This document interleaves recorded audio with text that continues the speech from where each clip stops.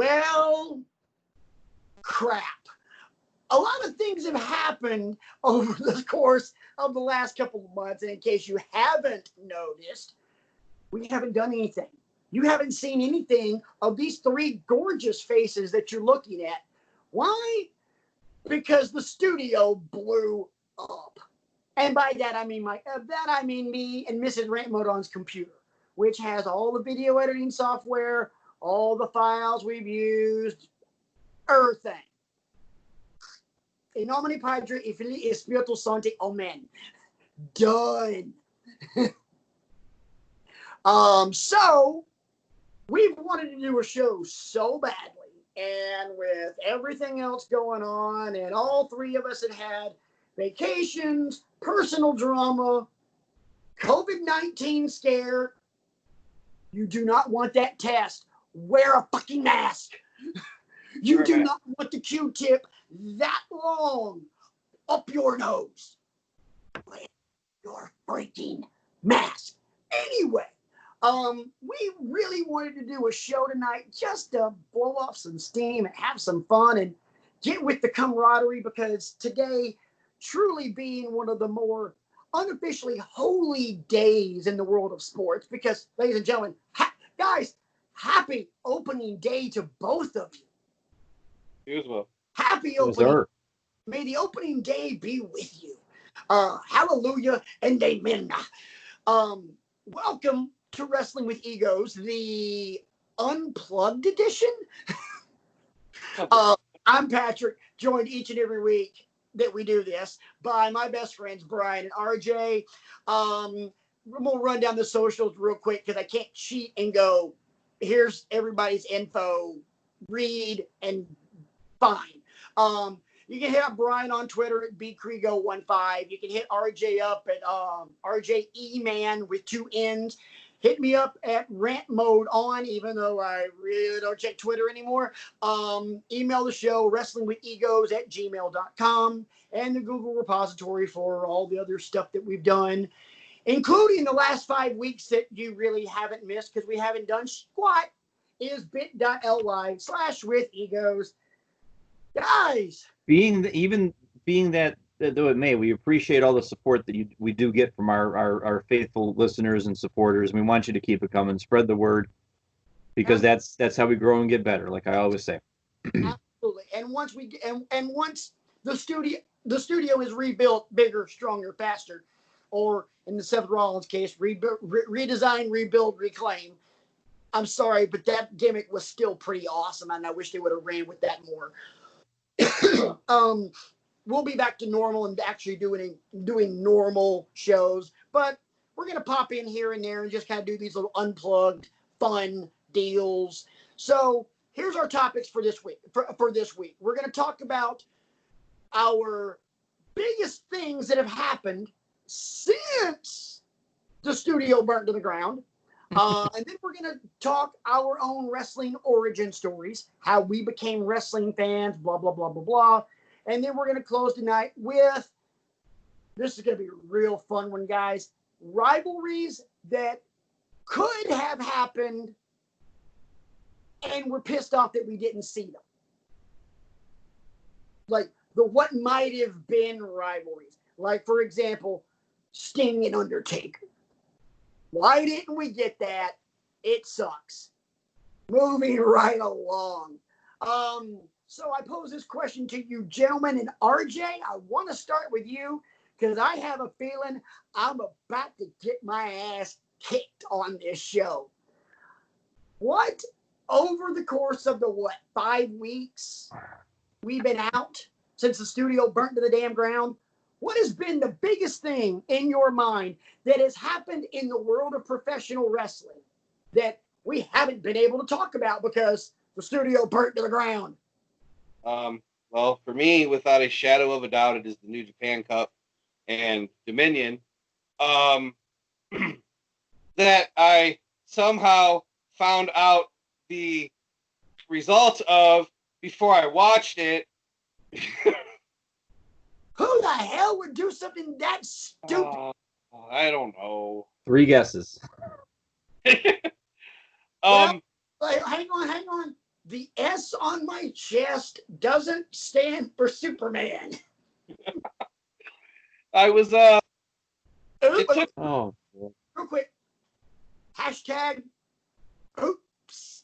I will even immediately jump to your defense and did immediately jump to your defense on the text that I sent, that I was really, really angry that I had found out, but that I don't really blame you. I blame New Japan for taking 3 days to put up the English versions of these shows. I blame Kevin Kelly. No, don't do that.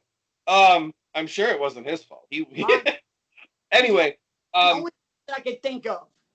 so the New Japan Cup final came down to Kazuchika Okada, maybe the greatest wrestler in the history of New Japan professional wrestling. Possibly he's only 32 years old. So,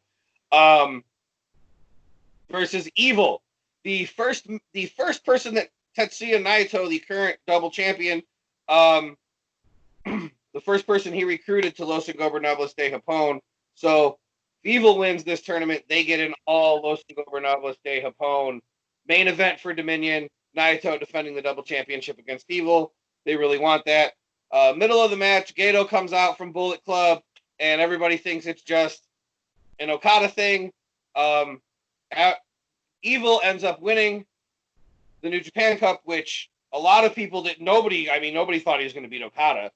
Evil ends up winning to move on to the main event at Osaka-jo Hall the following day, and immediately calls Naito to the ring, who, after saying we should enjoy this all Los Ingobernables de Japón main event tomorrow, puts his fist in the sky, and Evil half puts his fist in the sky and then gives Naito a too sweet right on his fist, and we have a new member of the Bullet Club as Evil turned on LIJ. And then the following night, I actually didn't know that. You didn't spoil that for me. We didn't. Yeah. We didn't know that had happened. So when he went like this, I was very surprised. And then the following night, I did know the results of this because it was so unexpected and crazy that as soon as my buddy Patrick saw that it happened, he said, "Wait, what the hell? Evil's the double champion now?" And I was laying in bed falling asleep, and it went to my Fitbit that gets text messages, and I was very angry and laid there staring at the wall for like 40 minutes, really, really mad. And I had done a really good job for 3 days of not going on Twitter, not going on Facebook. My buddy Kevin messaged me and wanted to talk about it, and I was like, "No, bro, I can't talk about it yet. I haven't watched it." He's like, "Let me know the minute that you watch it." And then so I already knew that happened, but it was still the way that it happened with Evil joining Bullet Club and becoming the double champion, to the surprise and shock of everybody that watches New Japan Professional Wrestling. It's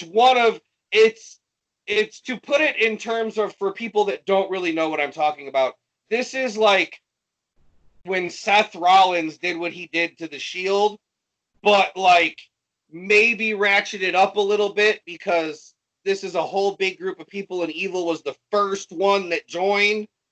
And so like it's huge. It's been for years.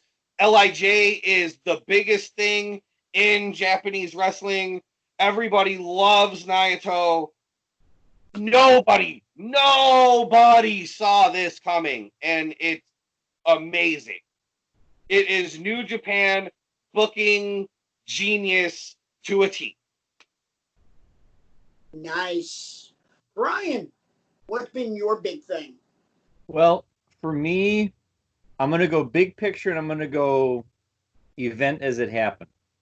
For me, the big picture has been WWE's willingness, out of necessity, to kind of lean into this atypical storytelling. With no fans in attendance, they've kind of embraced their theatrical side a little bit more, and we've seen the fruits of their labors with the Firefly Funhouse match from WrestleMania, the Boneyard match between Styles and Taker, and to a lesser extent, the Bray Wyatt Braun Strowman match from Extreme Rules Horror Show last week. I give them credit for leaning into that and embracing the fact that they had this opportunity, they might as well run with it. Hey, But also don't forget the both Money in the Bank matches as well. yes. But for me, the biggest event that's happened since we've last had a show, Keith Lee winning the NXT championship from Adam Cole and ending his historic 400+ day reign as NXT champion. I thought it was done masterfully. And again, I feel like a broken record. I wish there were fans in attendance to see it, but it's Keith Lee's time. You know, Patrick for certain earlier this year took me to task for thinking that maybe Keith Lee wasn't quite ready yet, you know, to take the ball and run with it. He's there. He's got charisma for days. He's got a move set that makes us sit there in awe, and he's ready. Let's see him take the ball and run with it. Mine was also Keith Lee as well. If you've watched this show, you know that I was on the Keith Lee train before either one of these two guys were. It kind of, I'm literally not trying to put myself over on this one. I don't get many things dead on right when I'm future booking pro wrestling. When I do, I usually bash the crap out of it. Because I can tell you, over the course of the last couple of years, there's only been 3 times where I've made contact and it probably still hasn't landed. And that was a year ahead of time. I said that Nakamura was going to main event WrestleMania with Styles. It happened. I said when we first started this show. Say what? I was there. I know. I said it when we first started this show that Drew McIntyre was going to take the title off of Brock, and did nail that one. And at Survivor Series last year, I just said, just put the damn NXT title on Keith Lee right now. I mean, he's next. He's the next guy. So I was really, really glad to see that. But I need to pick something else so I don't just sound like a broken record. 2 words for you. Io Shirai. About freaking time. Yep. About freaking time. I can't say enough about how much I enjoy watching her in the ring. She is so good. And to see her finally getting the championship, pretty damn awesome. So I'm happy to see that. I'm happy now that NXT has a lot of really fresh faces, and we're kind of getting into a new crop of women's stars in NXT. So you're no longer, it's kind of, the women's division has kind of gone full circle in terms of their cyclical nature, and it's a complete reset now. It's Io Shirai is the champ, and now you're looking at Tegan, Dakota, Mia, Candice as your main contenders, because Shayna's gone and Ember's gone, blah, blah, blah, blah, blah. So Don't forget about Shotzi Blackheart. Oh, yeah, God, Shotzi Blackheart. She's fun to watch. So since I had to pick a second one, I'm gonna go Io Shirai. So we could sit here and talk about, all things WWE, NXT, New Japan, AEW. We can do all that, but we're not. We're gonna wait until we're actually back in studio with graphic design software and music and graphics and all kinds of craziness, but we don't have that. It's an unplugged show. Right now, we're going to give you our rendition of Man Who Sold the World. By the way, probably the best thing to ever come out of MTV Unplugged was Nirvana doing that. I digress. I got a question for you, Brian. I will start with you. It's story time, my brother. I love a good story. Oh yeah, story time. I think it's safe to say we're all wrestling fans, and everybody has their story about this is the moment where I was like, yeah, this is my thing. Talk to me. When did you become hooked into this crazy, stupid ass world that we love? I think for me, it's a little bit different than what RJ and Patrick are going to talk about, because my story has a lot of stops and starts to it. WrestleMania 3 was the first event that I watched as a child. I remember my dad had a buddy whose house I loved going over to because he had a huge fish tank with all kinds of exotic fish in it, and he had an in-ground swimming pool. And I had never swam in an in-ground swimming pool before. I thought it was the greatest thing in the world. When are we going over to Mr. Douglas's house? It's great. Well, one day we went over there, and he said, we got snacks out in the living room, and he had the big screen TV, and we're going to watch this wrestling event. And I had never even heard of wrestling before. So I'm watching all these matches, and, this is 86, I think WrestleMania 3 was, so I would have been 10 at the time, 9 or 10. 86 or 87. He was 87. Okay. Because so I'm 10 years old at this point. WrestleMania 4 was 4th grade for me, so.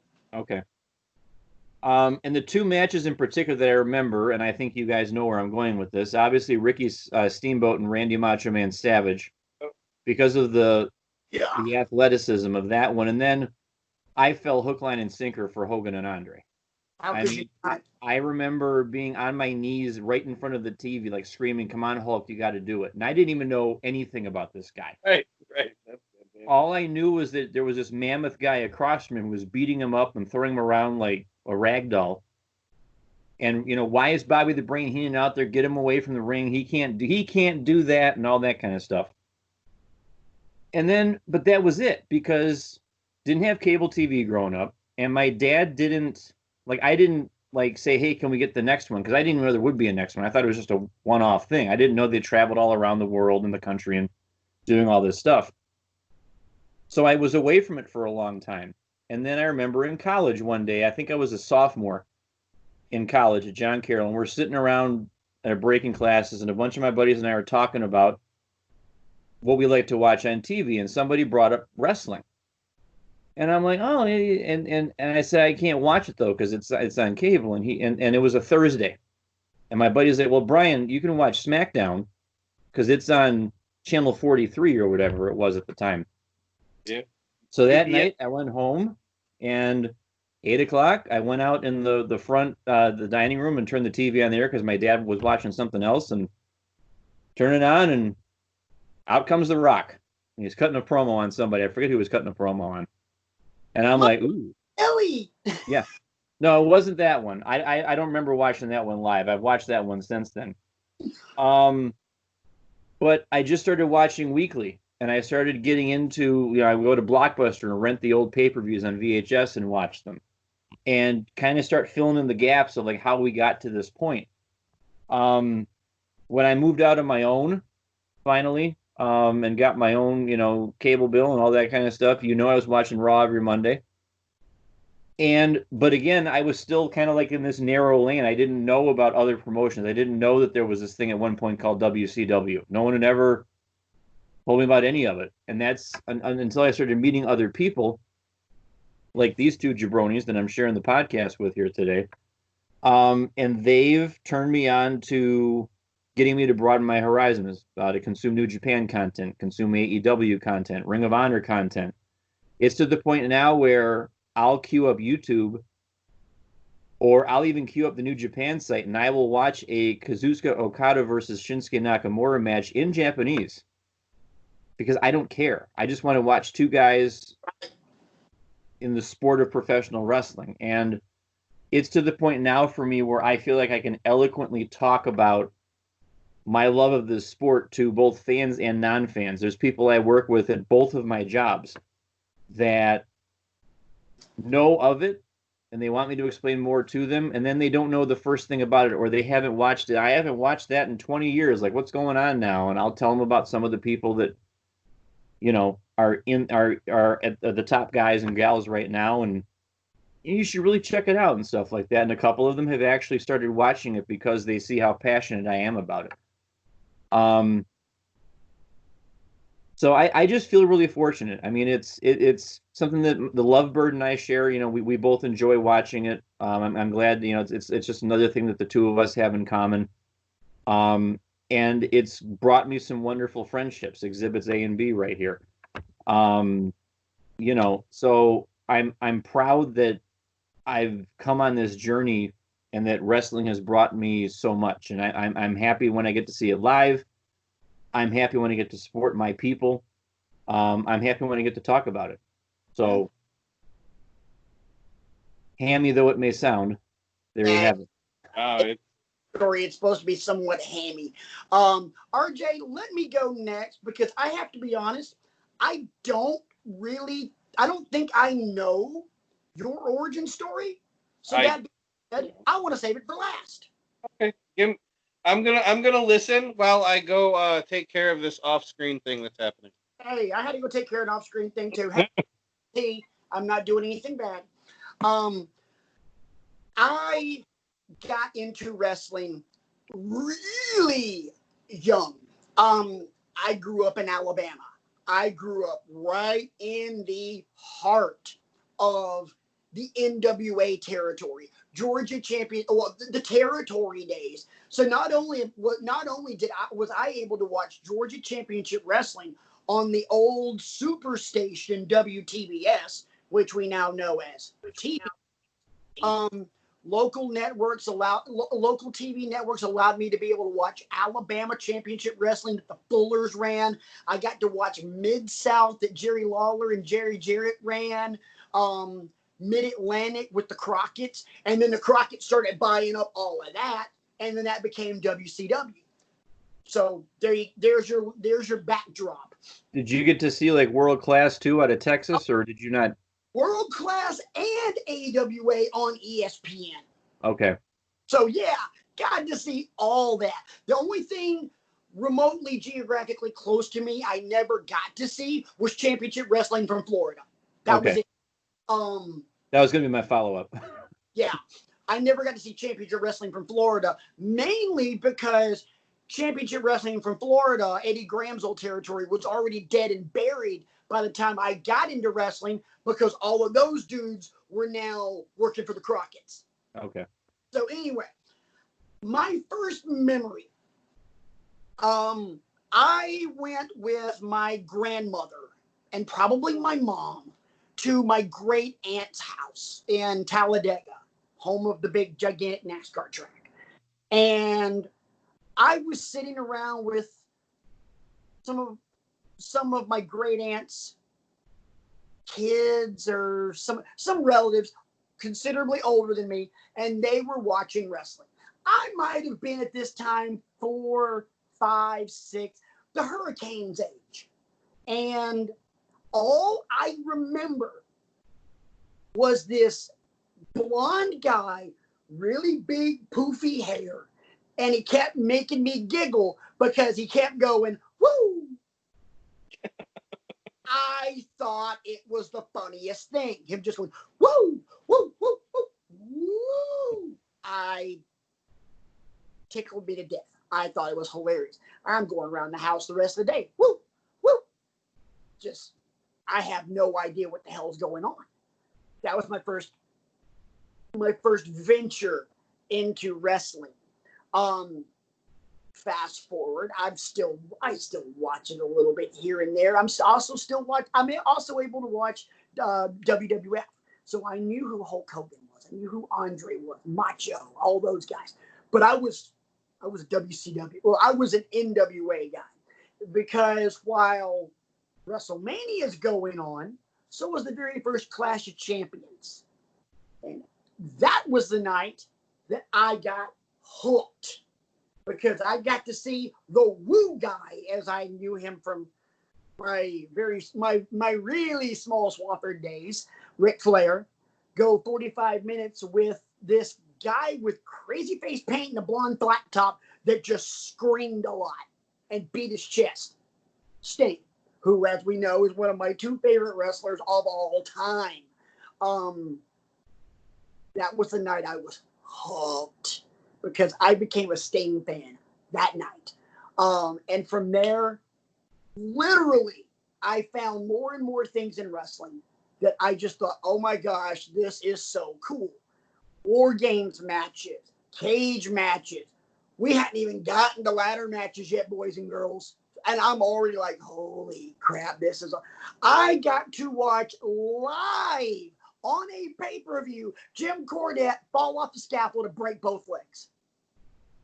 That's Starcade. I got to watch that. And I remember looking at a relative of mine, like one of the kids of my great aunt, and I was like, that looked like that hurt. Did he get hurt?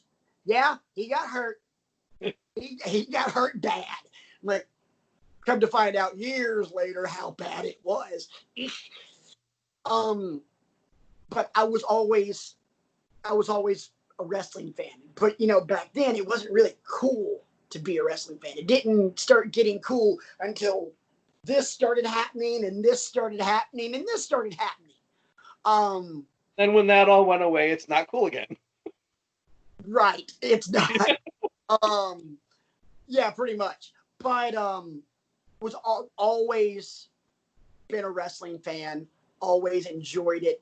And as I've gotten older, I find it more enjoyable talking about the ins and the outs and the minutia of everything and doing stuff like we've been doing for the last year and a half. Just talking about this. What do you think's going to happen? What do you think about this? I'm finding myself more and more in love with the psychology of everything. But it started at the very beginning because I'm seeing these guys that are hanging around poofy blonde-haired woo guy, and they keep doing this. And I'm like, okay, they're all doing this, so they're a team, right? Yeah, they're a team. Cool. But they're cheating. Yes, they're bad guys. But they're cool. Right, but they're bad guys. I don't care. They're cool. Yeah, crazy blonde-haired woo guy is kind of funny, but that little dude that's dressed really nice, that has the pretty blonde on his arm, he's fun to watch.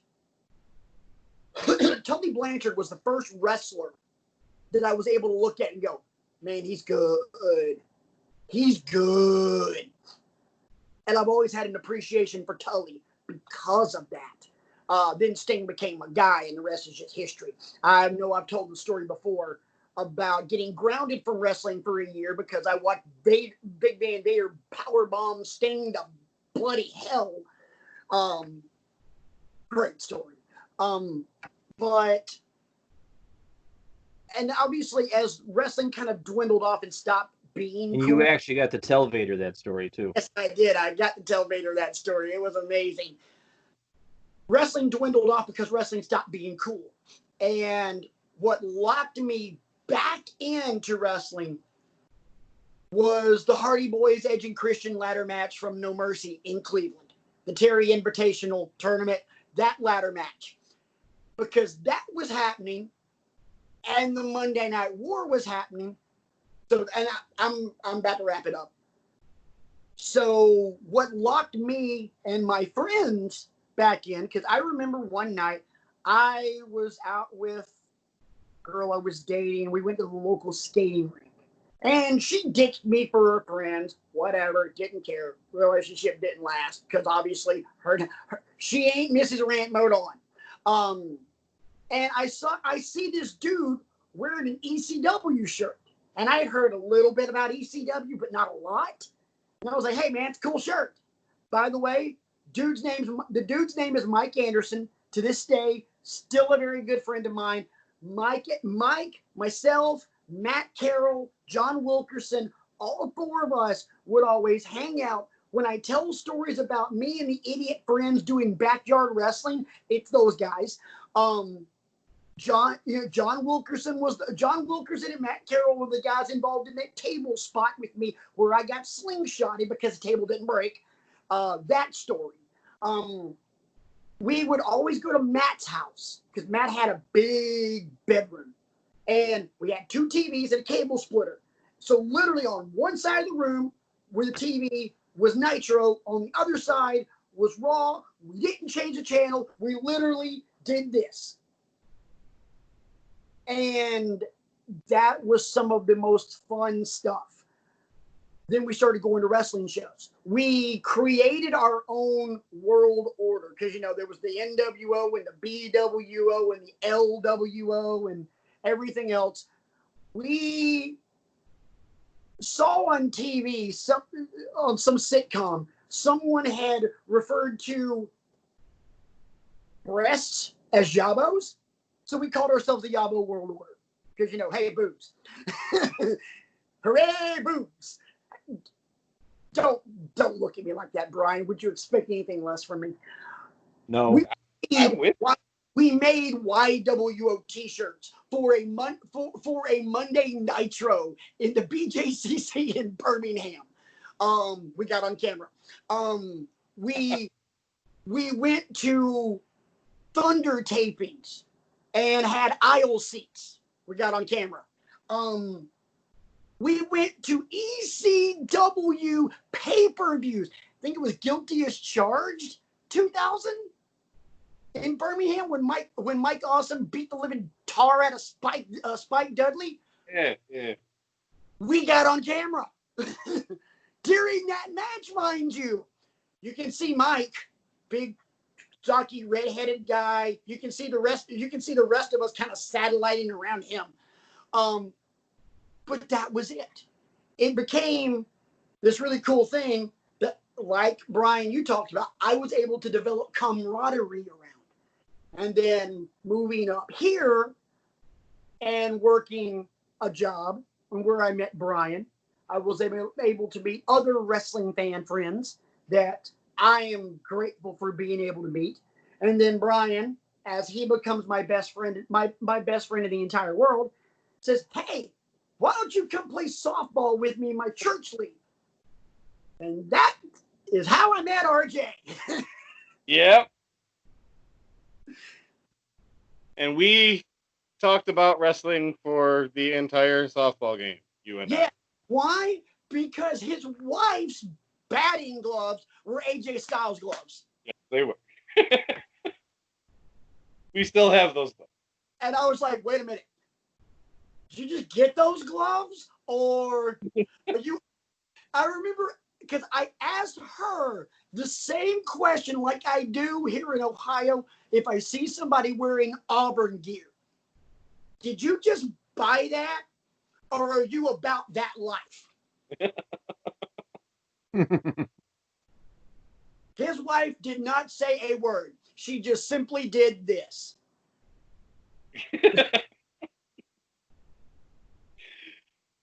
Fantastic. Yes.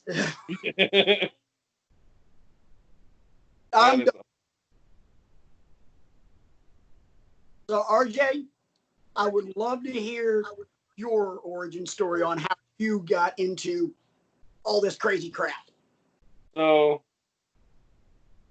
it was late 1990.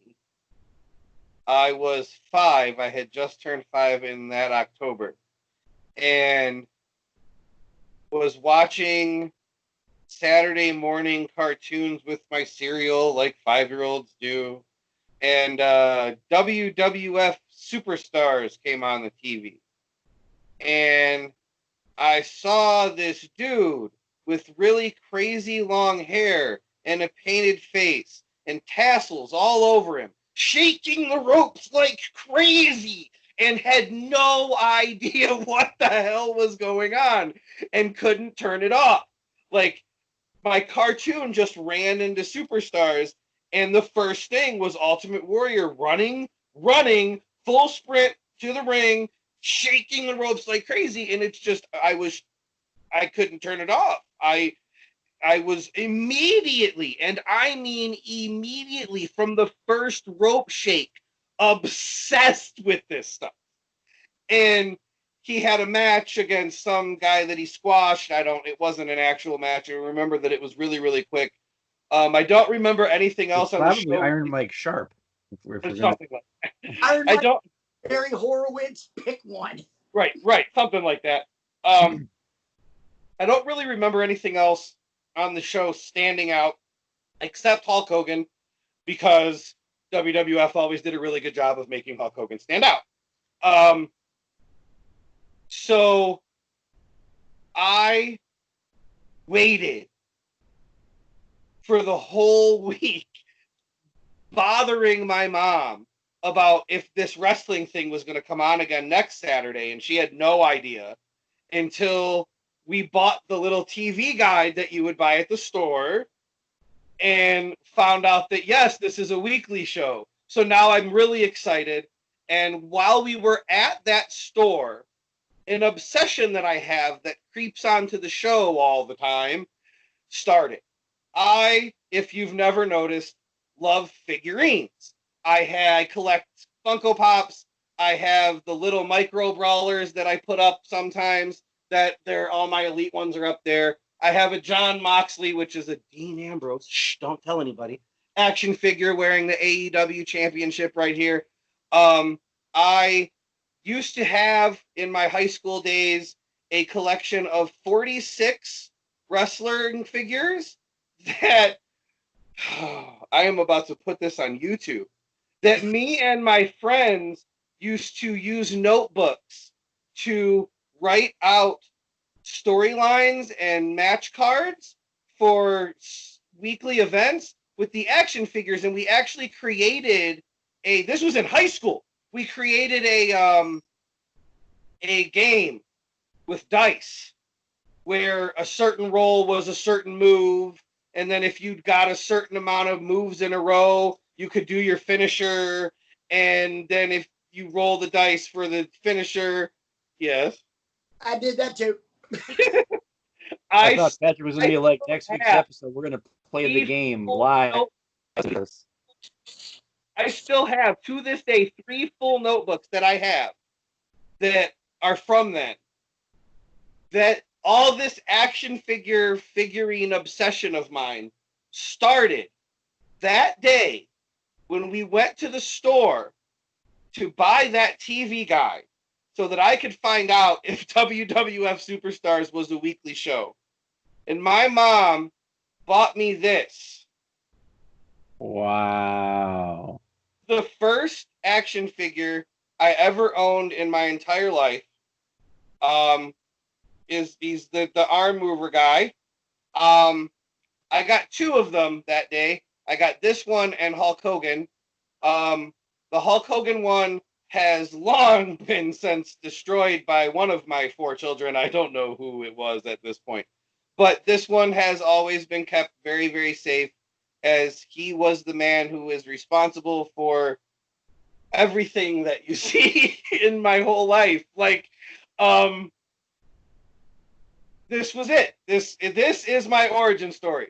That's badass. This is, keep it up on a shelf away from the cats and dogs and children's prying hands and things. And your wife. Yeah, that too.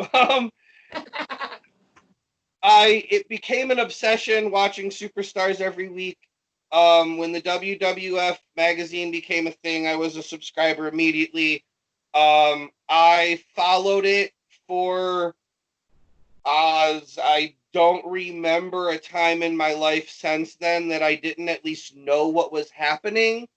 I watched Superstars every week all the way up through Razor Ramon, and I had the little Razor Ramon necklace thing, and Shawn Michaels. I had the leather hat and the heart sunglasses and the Bret Hart pink sunglasses, and I had it all. And then as you get into the preteen years, I went to a show and bought an autographed picture of Sonny.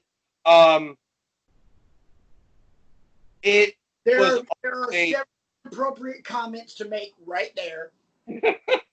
It was always Oh, I had diesel gloves too. I forgot about that. That actually that just popped in my memory right this second. I forgot I even had those. It was just always a big thing for me. Just as long ever since that day, seeing Ultimate Warrior shake the ropes, and it during the Monday Night Wars, I have a my actual life origin story has a lot of twists and turns. If you're unaware, Brian knows most of it. Um, I have had many a guardian through my life. I've lived in many a city and state and have bounced around a lot of different places.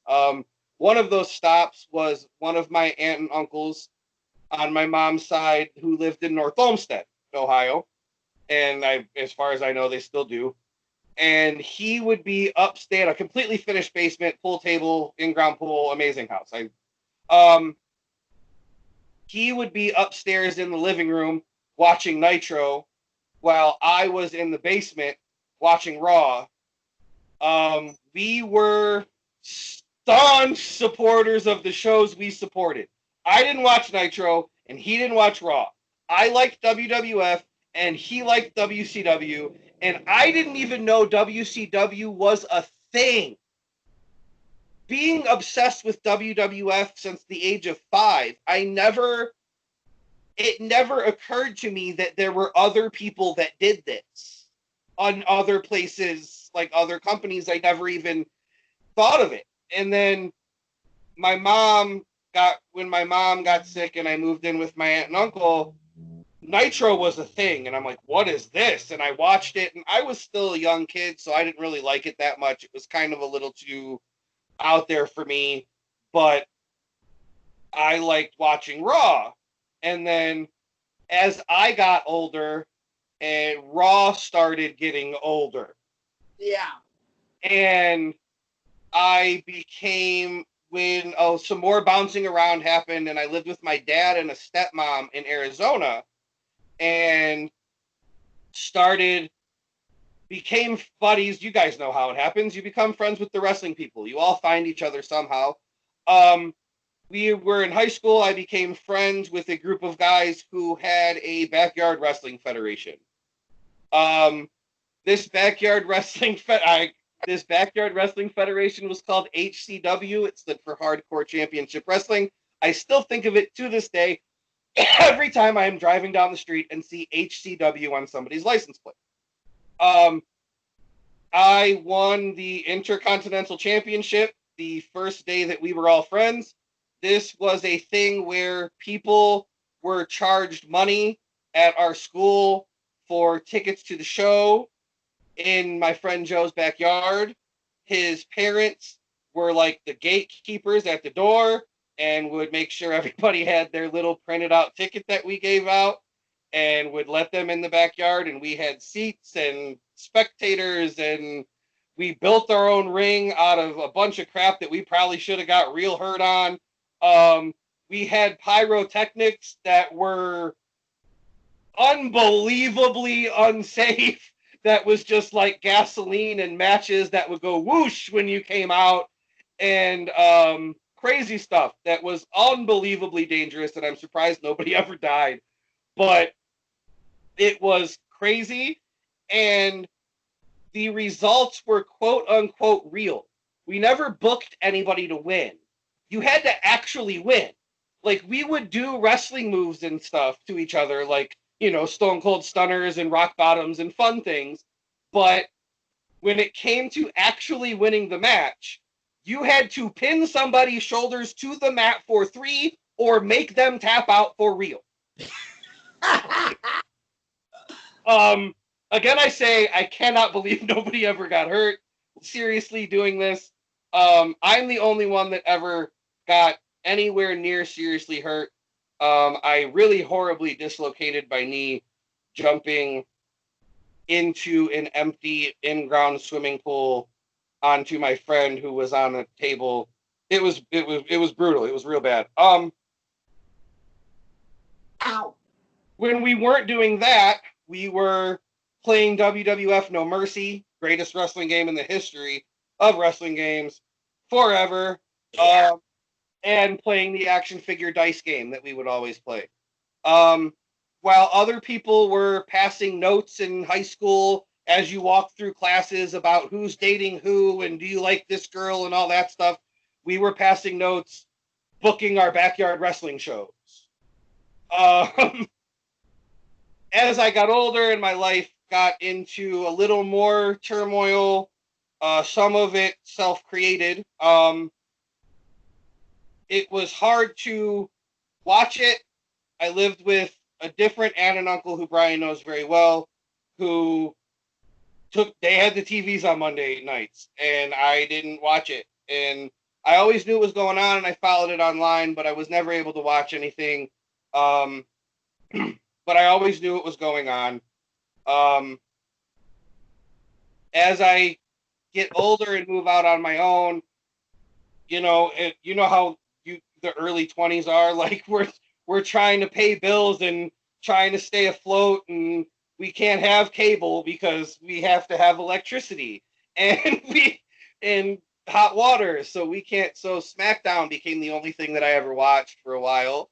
And then when I became an adult with a job that was relatively good and could make my own decisions about doing things, I've always had cable. I've always watched wrestling. I used to work a shift that was Sunday, Monday off, specifically for pay-per-views and Monday Night Raw. And in my adulthood, wrestling has been unbelievable to me. I have been able to travel to both Orlando and New Orleans with my wife and my son to have unbelievable memories and experiences that we will remember for the rest of our lives. Also traveling for AEW to Las Vegas and for All In to Chicago. That was just me and my wife, and those are experiences that we will never ever forget. That 5 or 6 days that we spent in Las Vegas is without a doubt the greatest 5 or 6 day span of my entire life. It's not even close. We were unbelievably broke and poor when we got married. And our honeymoon was a day trip to Cedar Point that got ruined by a worker there. I'm not going to get into the story. And wrestling and being able to travel to Las Vegas for Double or Nothing gave me and her the honeymoon that we never got. And I get choked up thinking about it because it's just, if I hadn't stayed a wrestling fan my entire life, there are so many friendships and experiences with my kids. Like last year, I took my 5-year-old daughter to her first wrestling show when AEW was here. Like that's real stuff that hits me like hard because I've loved this since I was 5. So to take my 5-year-old daughter to a wrestling show, like these are things people can compare it to a football game or a baseball game the first time you go, but it's not the same. Like it's not the same because it's, except for the suck it and NWO type stuff, it's never been cool to be a wrestling fan. And I just always never cared and just always have been. And it's led me to so many unbelievable experiences in my life. It's empty, but I'll drink to that.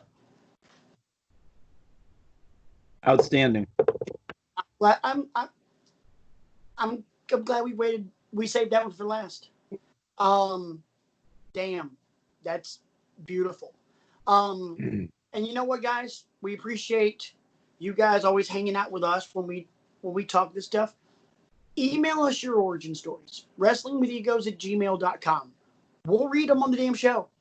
You know, Right. we will give you the voice. If you want to shoot us a little video and send it to us, we'll throw that on the show when I get video editing software as soon as Best Buy fixes my damn computer. It's coming, I promise. But it's stuff like that makes this community, and that's what it is, it's a community, so freaking fun.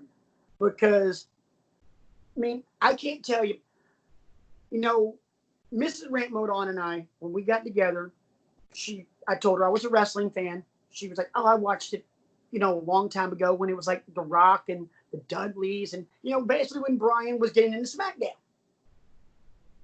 So we'd been dating for about 3 months. Plans fell through with me and Brian because Brian was supposed to go to the NXT show at the Agora Theater, and for some reason, I can't remember wasn't able to. I asked Mrs. Ritmode on if she wanted to go. She went. Game over. She, 2 words, Velveteen Dream. That became her first guy. Fast forward a little bit later, now it's me, Brian, and our boy Braylon going to a Monday Night Raw, sitting right up on the stage. Was really cool. I made the entire section around us bust out laughing because Jason Jordan was sitting backwards on a steel folding chair, and I made the statement that he looked like he was ready to audition for Magic Mike. He actually stopped and looked. Do you remember this, Brian? I do. I mean, he's just standing there because that's when he was doing that rivalry with Rollins, because he was Kurt Angle's son and all that crap. So he's just mean mugging, and I made that statement. We just see him just go. I was like, yes. Stuff like that. And then fast forward a little while later, Mrs. Rantmon meets Brian and his wife. Literally, as a thank you for inviting me and having me at this wrestling party that you guys always have. My girlfriend at the time, now wife, brings Brian a Finn Balor t-shirt that we got at Monday Night Raw previously, to which my dear sweet love, we're sitting upper deck at Rocket Mortgage Fieldhouse, formerly the Q, in Cleveland. Finn Balor starts talking. She smacks me on the arm and goes, "You didn't tell me he was Irish." Swear to God, if I'm lying, may the good Lord strike me down right now, and it ain't gonna happen because I'm telling you the truth. She's like, "You didn't tell me he was Irish." I'm like, "Didn't know that was gonna be a deal breaker or deal maker." She went, "Definitely a deal maker." I'm like, "Cool, he's Irish." She's like, "Yeah." By the way, at this point in time, I am standing up to go get t-shirts because I was going to get myself one. I was already going to get Brian one. She slips me another $25 and says, "Get me one of his while you're at it." My wife's first guy was Randy Orton. My wife's was Velveteen Dream for a little while, and then the Irish accent and the abs of Finn Balor. Done. Yeah, she's loved Finn Balor for a long time too, but her first guy was, for sure. All the women love Finn Balor. Come on. Yeah. I literally heard someone. Actually, I can't tell that story because of HIPAA violations, because it's a resident at the long-term care facility that my wife works at. Never mind. And for that's a great place to segue, actually, then into our final topic of the evening. Brian, and for the record, Brian's wife's guy has always been Batista. Well, when he comes out in the suits. Yes. Lovebird will be like, okay, he comes out in the suit, he looks fine, Who else does she like? She's liked, she likes The Undertaker. She liked trying to remember who else she's really. Yeah, Batista was always the one that she told me. She's like, I just like when he comes out in the suits because he looks good in the suit. And I'm like, okay, fine. So Based on the completely regrettable look on RJ's face right now, that must mean that it's time to segue into our last topic of the evening. It's our bar talk for this week. I think it was a month and a half ago. Sting sent out a tweet that got all the Twitterverse. Oh my goodness, is it really going to happen now? Who wants to go for a last ride with the Stinger? And then you get that, the Robert Downey Jr. meme was rolling his eyes. Okay, it's not going to happen. Whatever, right? And that got me to thinking. We will stipulate that if Sting and Taker had ever locked up, it could have been magical. Yeah. Whatever promotion they were in, if Undertaker had jumped ship, what if? We could talk what if till the cows come home. But that got me to thinking, what are some rivalries that we would have loved to have seen that never happened for one reason or another? Two guys or two gals that could have locked up in the ring and we could have gotten magic. A months-long angle between the two of them, or, 5-star classic, as we like talking about here. So we will stipulate Undertaker versus Sting as the be-all, end-all of that discussion. But and I'm interested to hear what you gentlemen think would have been a great rivalry, and we'll see how in tune we are with each other. For me, there are a lot of rivalries, and the sad thing is a lot of those rivalries are Attitude Era, because I honestly feel like while they did have matches and maybe even tiny little rivalries that lasted one build to one pay-per-view, they could have done so much more with. And I personally am including these in that conversation as well. For me, what really bothers me is the fact that we never really got in depth with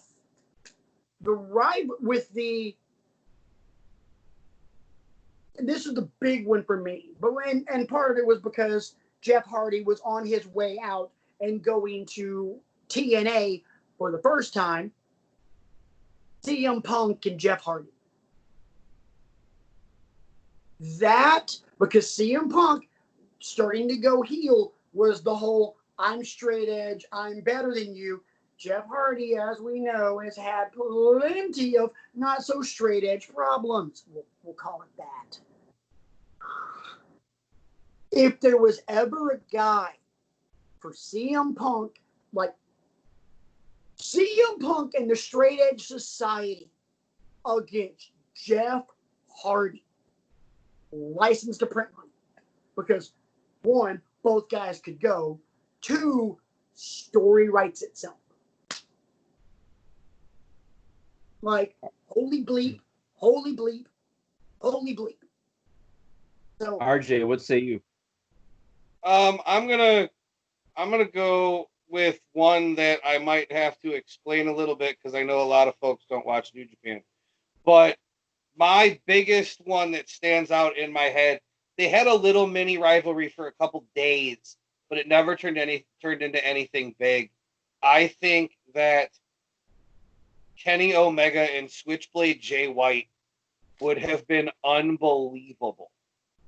They had a couple run-ins with Kenny telling Switchblade, you fit so well into the Bullet Club, join the Bullet Club.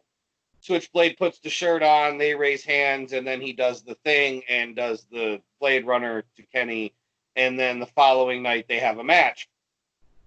And then nothing really came of it after that. He joined Chaos and started obviously pursuing Chaos leader Okada's championship. And they completely just put the Jay White, Kenny Omega thing off to the side and never revisited it. I'm sure they probably had plans to, because Kenny ended up leaving to go to AEW, but it never got to come to fruition in the way that it could have. Switchblade Jay White is, if you don't know, one of the best heels in the wrestling business today. Yeah. And Kenny in his Kenny the Cleaner tweener gimmick, where he's a baby face that does heel tactics kind of stuff. I think that they could have turned Jay White turning Bullet Club down into a year-long feud that ended at Wrestle Kingdom the next year. And it would have changed a lot about Kenny's career, but I still think that Jay White and Kenny Omega should have had a rivalry where they had a match that was one of the best matches that we've ever seen, and they never got that chance. Ryan, how about your first submission into what might have been? I've got 5 of them down here. I'm going to give you the one that I regret the most right off the bat. For me, the biggest missed opportunity, we understand why this happened, because for me, it's going to be The Rock and Shawn Michaels. If those two guys could have hooked up for any semblance of any length of time, and I get why it didn't happen, because Michaels was on his way out. He broke his back, and then he had the personal issues that he needed to sort out and all that stuff. And by the time he came back, The Rock had already ascended. He had the rocket strapped to him, and he was already kind of gone and off to Hollywood by that point, by the time Shawn came back. They had very precious little interaction with each other. I would have loved to see what the two of them could have done with an angle, because I think Shawn could have brought a lot more out of The Rock in terms of in-ring, because this is the one, it's the one. We all know how much of a homer I am for The Rock. We get that. If you're going to make me grade The Rock, the one area I think he comes up short on is the actual in-ring part of it. Yeah. His skill set was always behind the guys he was in the ring with. It was behind Kurt Angle for sure. It was behind Undertaker for sure. It was definitely behind Triple H. It was definitely behind even Stone Cold, I would argue. Was a bit better of a ring, technician, quote unquote. Well, hey, keep in mind, before Austin broke his neck, go back and watch Stunning Steve Austin in WCW. Stunning Steve Austin, as the U.S. champ, was holding his own with Ricky Steamboat. Because going back and watching Rock's matches a little bit more critically, as I have in my adult life, I can see he's kind of rough in the ring sometimes. You can feel like people are taking him along by the hand and calling the match for him and stuff like that. No fault of his own, but I think if he could have danced with Shawn for a while, it could have only helped him out. So that my first one is the biggest missed opportunity in my eyes. Rock and Shawn Michaels for sure. Yeah. I've got one, and according to WCW, this was a rivalry. I call bullcrap, because they screwed this up. Remember, I think it was Starrcade 98 when Hogan lost the title to Sting? And then the title got held up, and then Sting and Hogan faced again in Super Brawl. And that was it. You could have done. Let's be real quick about this one and do some revisionist history booking starring your boy Patrick Swafford. Sting beats Hogan at Starrcade. But Hogan, because of that whole Bret Hart referee thing, gets lawyers involved. Does the whole Ric Flair Horseman deal, like when Dusty had the title. Hogan gets the title back. Now we're running this thing back at Super Brawl. By hook or by crook, Hogan retains. And because Bischoff is still running the show, now if Sting wants another shot, he's got to run through every member of the NWO. Two things happen in that. Number one, we have a series of really great matches starring the Stinger. And two, you know what doesn't happen? Goldberg. We win. Yeah, everybody wins. Everybody wins. Everybody freaking wins. But no, the fact that they literally, Sting and Hogan, the exact same thing that Vince McMahon did with Hogan and Flair. I mean, there were reasons untold for why Hogan and Flair never got off the ground in WWF. I call hogwash. Mainly, let's be honest, Hogan didn't want a job. We can all assume that's probably what it was. Hogan didn't want a job. Surprise, surprise. Yeah, I know, shocker there, right? But so much could have been done with both of those. Even in WCW, Flair and Hogan. No, Flair just had to be the job boy bitch for Hogan. That's what it was. But gun to the head, Hogan, Hollywood Hogan versus Black and White Crow Sting. I would have loved to have stretched that out 6 months. That would have been awesome. That would have been killer. Yeah. RJ, do you have another one? I do. The way I word this is very critical because this was actually a rivalry, but it was a rivalry after it should have been a rivalry. Cody and Dustin had a rivalry, but Cody Rhodes and Goldust never did, and that is horrible. When they had the tag titles together,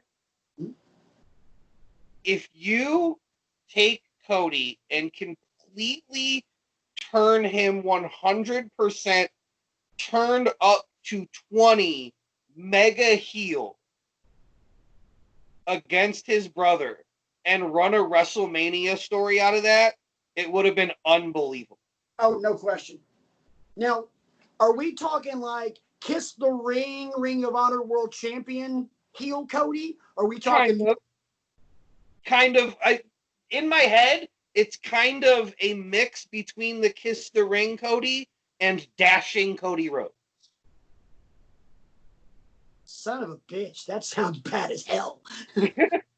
That sounds just a look at me and look at how much better I am than you, and you've had to cover your ugly face in paint for your entire career kind of deal. You've also had to wear lingerie. You had right. It could have been unbelievable. Just have Cody trash his brother for all the stuff that Goldust has done throughout his entire career. Yeah. You run it from SummerSlam, even you could have started it. Run it to WrestleMania. It doesn't even need to be that long. You are going to have people paying money to see Goldust beat up his bitch ass brother. And as we talk on this show, isn't that the whole freaking point? If you're a heel, your job is to get people like us to want to put our money down to see you get your ass kicked. Absolutely. And RJ, just the way you painted that picture, shut up and take my money.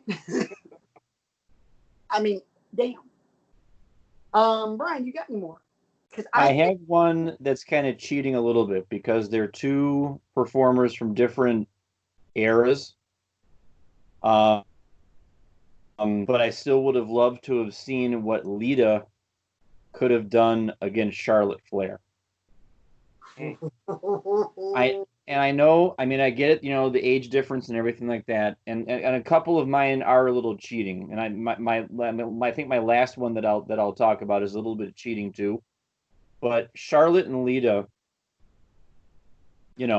could have been a pretty interesting match, and it could have generated a pretty interesting rivalry if maybe Lita were a little bit younger still or something like that. I think it could have been a passing the torch kind of moment. Or we just had a time machine. Yeah, or we had a time machine. Because if we had a time machine, then the first thing I'm saying is Dudley's an LOD. If we have a time machine, that's the first thing I'm doing. It's like, give me the Dudleys, give me LOD, give me both of them in their prime, and let's go. Yeah. I've got one more, and this is gonna surprise you because I don't really think they did a legit rivalry. And correct me if I'm wrong. I think I might be wrong.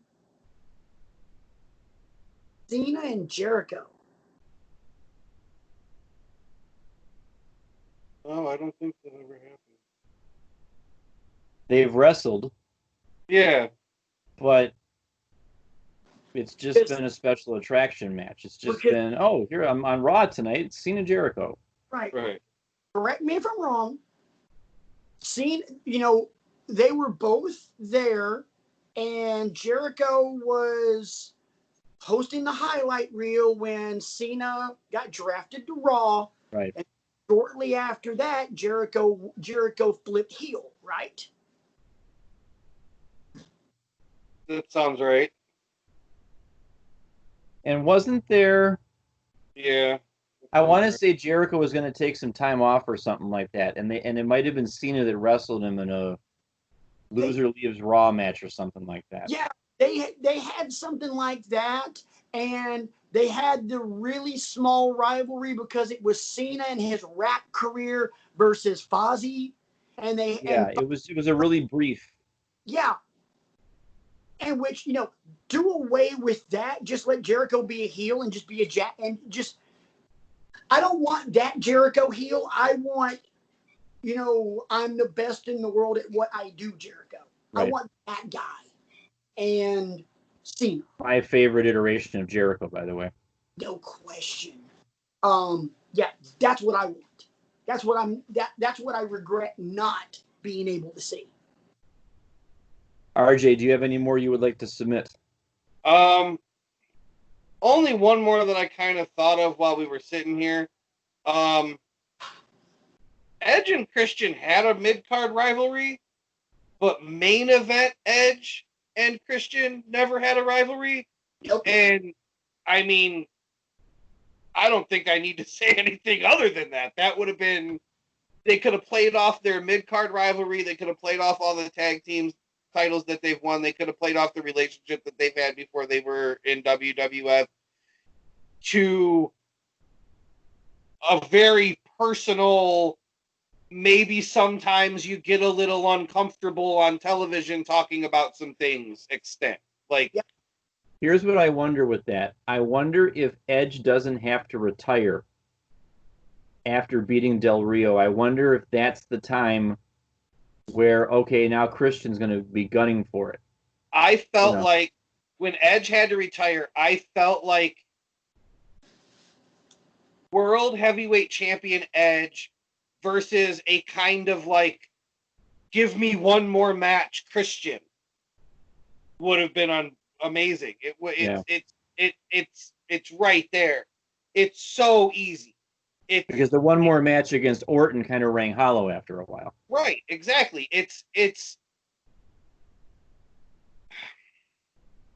even though Orton Christian was a good rivalry. In front of you that you never do it. It's one of those that's just so easy and so right dead in front of you that you just look past it and don't even see it and never do it. Right. Yeah. All right, my last one you will definitely need a time machine for. Okay. And I would love to have seen these two lock horns because of the mind games that will be played by both of them. Bray Wyatt versus Jake the Snake Roberts. Oh, that's a good one. I don't know how you set it up. I don't know what you couch it in, but if the two of them, mid-'80s Jake the Snake versus vintage 2016, 17, 18 Bray Wyatt. I mean... You don't know how to set that up? That sets itself up, dude. First off, you need Jake as a face. You don't need trust me, Jake Roberts. You need face Jake Roberts.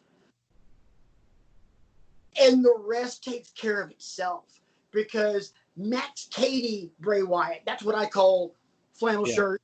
That's good. Yeah, that's good. Max Cady Bray Wyatt plays that off so well because he, along with Jake, in their promos, make biblical references, very low key, very understated biblical references. And there's the serpent, and the serpent can be tied into all things Sister Abigail, like it was in the freaking swamp fight. Boom, go from there. And for the record, if you do that, anybody in the creative team that gets involved in this writing process gets fired. I guess. You just go, Jake. You let the two of them just go. Jake, Bray, Jake. Y'all have fun. We need you to check on you in 2 hours. Fun. Have fun. Yeah. Have fun. Y'all, it's like that skit out of Saturday Night Live. The Industrial Revolution was neither industrial nor a revolution. Discuss. Just go for it. With the mention of Jake Roberts, I do have to throw out one topical thing. Did you guys watch AEW? I have not. I have not for this week. There was a Lance Archer segment where he beat up a whole bunch of young lions. I mean, guys in the locker room. And he cut a promo to the microphone after that. And when he cut his promo, Jake Roberts was standing right next to him. And you could tell that Lance Archer had learned a lot from Jake Roberts. Because my wife's ear was clogged, and she couldn't hear a word Lance Archer said. Because like Jake the Snake Roberts, Lance Archer cut a promo where if you wanted to hear what he had to say, you had to listen to him. And it was amazing. All right, now I'm going to have to go watch it because we know how I feel about promo work. And that wasn't even the best promo on that show. Who had the best promo on the show? It's the opener. You'll see it as soon as you turn it on. You might not know who he is, but you'll see it. Might not know who he is, but I'll see it. Cody defended the TNT Championship against a high-level independent wrestling free agent. Eddie Kingston. Kingston's promo when he walks out with a microphone and no music is phenomenal. Okay, I've seen his work, but I've never seen him cut a promo. So yeah, I'll be in for that one. But I had to, with the mention of Jake Roberts, I had to bring up Lance Archer's promo. Totally. Because you know me, I think Jake is one of the greatest promo guys in the history of the business. Honestly, I think the two greatest wrestlers, forget managers because I'm sorry, Jake cannot touch Paul Heyman. Right. Jake can't touch Heyman. Jake can't touch Heenan. That's it. Agreed. But in-ring guys, two best of all time are that rivalry that we just discussed, Jake and Bray Wyatt. Because when they speak, you listen. This is true. It is scary. It is intelligent. It is eloquent. It is terrifying. All in 90 seconds. Well, before we... And I haven't watched, it hasn't happened. So what? I'm scared of it and it hasn't ever happened. Right. Hey, before you get to what you were going to say, and I might be stealing your thunder, and if I am, I apologize, but I just had an idea. Okay. The next time we reconvene, maybe next week, maybe in 2 weeks, whenever, I have an invitation for both of you. An invitation. We will pick one of the three of us at random to be judge, jury, and executioner, or just judge and jury. And the other two will have a promo battle. The official will be responsible for giving the type of match, stipulations, anything, anything as far as the match itself. That is the only backdrop we are given. And the other two cut a promo on each other, and then the ref decides who goes over. 1, 2, 3, 4. I declare a promo war. Like that, yeah. I dig that. So, do you accept my invitation, gentlemen? Absolutely. All See. right. See.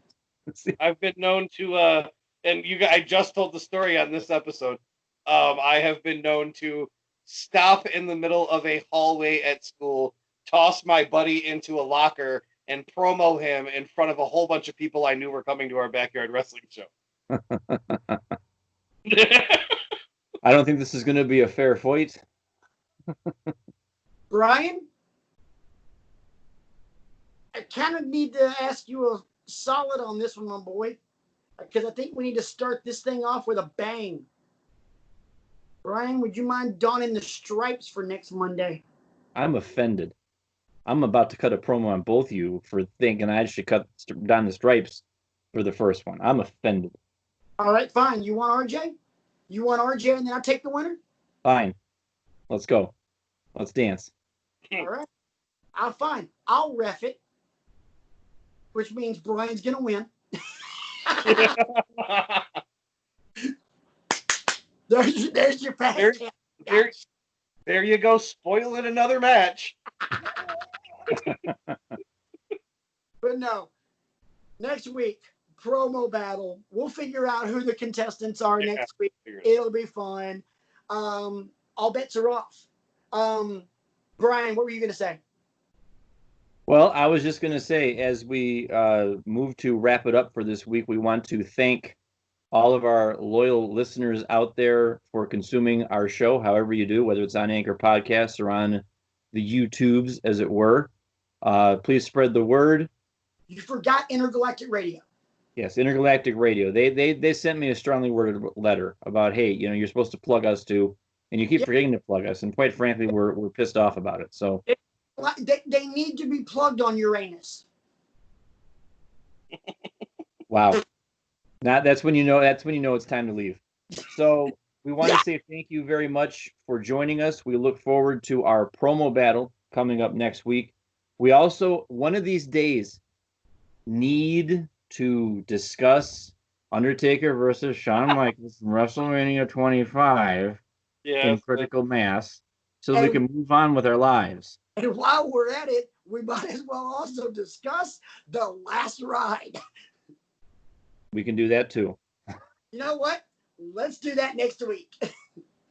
Because I'm probably still not going to have my computer back because I've been tracking it. It got sent out on Sunday, and it still hasn't arrived at the repair facility. Okay, so we can do last ride, and we can talk about we can do Shawn Taker last ride and promo battle next week. I dig that. I dig that. Well, that's going to do it for Brian, for RJ. I'm Patrick. This has been Wrestling with Egos Unplugged. We'll see you guys next week. And until then, you know what? I'm not even going to give you guys a good sign-off because the good sign-off is supposed to be used.